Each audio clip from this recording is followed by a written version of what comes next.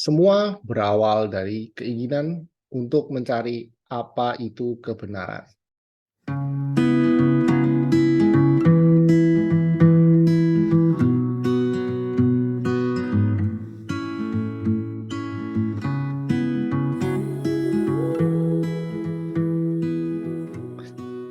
Jadi, pada waktu itu, saya ingin tahu apa sih kebenaran sejati itu. Dan bagaimana caranya kita bisa tahu sesuatu itu benar atau salah. Dalam hal apa saya ingin tahu kebenaran? Tentu pertanyaan yang paling dasar dari semua orang beragama. Apa itu Tuhan? Saya benar-benar kepingin tahu sejatinya Tuhan itu seperti apa. Ada yang bilang Tuhan itu esa, ada yang bilang Tuhan itu bisa bermanifestasi dalam berbagai macam dewa, tanaman, tumbuhan. Bahkan manusia ini juga adalah representasi dari ketuhanan itu sendiri. Apa sih itu Tuhan? Apa sih itu kebenaran sejati? Kalau kita bilang soal miracle, keajaiban, agama A punya cerita-cerita tentang mujizat, miracle-nya sendiri. Agama B juga punya miracle-nya sendiri. Mana yang benar? Semua merasa bahwa dirinya benar.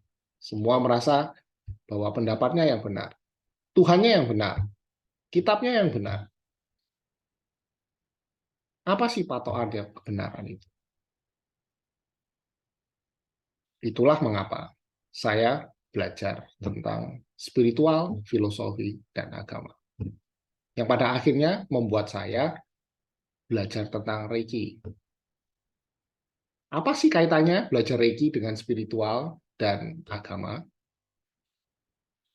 Reiki adalah penggunaan energi spiritual untuk penyembuhan. Saya tertarik sama Reiki awalnya cuma kepingin bisa penyembuhan karena saya tidak mau bayar obat untuk bisa sembuh. Kalau kita bisa latihan, kemudian membuat diri kita sehat, nggak bisa sakit, atau kalau sakit bisa sembuh cepat tanpa harus ke dokter atau beli obat, kan murah. Jadi pikiran saya ini cuma pengen murah, nggak ingin bayar uang untuk beli dokter atau ke rumah sakit. Tetapi pada waktu saya belajar Reiki, saya juga belajar tentang sutra hati. Sutra hati itu dari Buddhis. Kosong adalah isi, isi adalah kosong. Nah, disitulah saya mulai belajar tentang Buddhism. Di dalam Buddhism terdapat patokan bagaimana kita mencari kebenaran. Karena di dalam Buddhism,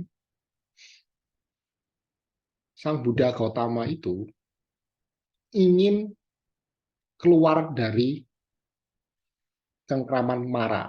Mara itu adalah ilusi. Jadi di dalam Buddhism itu banyak teknik bagaimana kita bisa mengetahui sesuatu itu benar atau tidak. Karena penyelidikan di dalam Buddhism menyelidiki diri sendiri, menyelidiki pikiran kita. Bagaimana kerjanya pikiran kita? Bagaimana suatu persepsi terbentuk? Bagaimana memori mempengaruhi kita? Bagaimana perasaan mempengaruhi kita dan lingkungan kita? Disitulah saya baru mengerti bahwa kebenaran itu ada dua macam, yaitu kebenaran relatif dan kebenaran absolut. Kebenaran relatif itu tergantung dari adanya objek dan subjek. Misalnya saya merasa bahwa makan sushi itu enak. Itu karena saya pernah punya pengalaman makan sushi itu enak. Tapi ada orang lain yang mengatakan makan sushi tidak enak. Karena ada orang yang mengatakan saya pernah makan sushi, tapi rasanya nggak enak. Jadi menurut saya makan sushi itu tidak enak. Nah, di sini ada relatif karena tergantung subjek dan objeknya orang. yang mengamati suatu hal atau objek yang diamatinya itu dari sisi mana. Maka akan ada selalu banyak perbedaan. Kembali pada soal agama dan spiritual.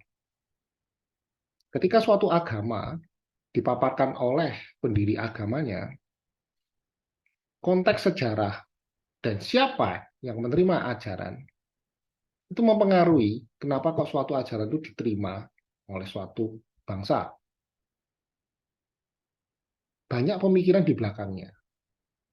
Karena itu, banyak sekali perbedaan sudut pandang terhadap agama tertentu bila dipakai di suku bangsa yang lain. Ini namanya kebenaran relatif. Tapi ada satu kebenaran absolut. Apapun yang terjadi di dalam kebenaran relatif, itu dalam lingkup kebenaran absolut. Kebenaran absolut ini di luar pemikiran kita, di luar logika kita, di luar perbedaan-perbedaan kita. Jadi bagaimana kita bisa membandingkan? Nah, disitulah saya mengerti. Kebenaran sejati bukanlah sesuatu yang bisa kita pikirkan, katakan, atau lakukan. Apapun yang kita lakukan, pikirkan, dan katakan selalu ada di dalam kebenaran relatif. Kebenaran absolut di luar semuanya itu. Pertanyaannya, kenapa kok kita selalu memperdebatkan suatu kebenaran absolut dengan kebenaran relatif? Menggunakan akal kita yang sebetulnya itu tidak bisa digunakan untuk menyadari atau memikirkan tentang kebenaran absolut.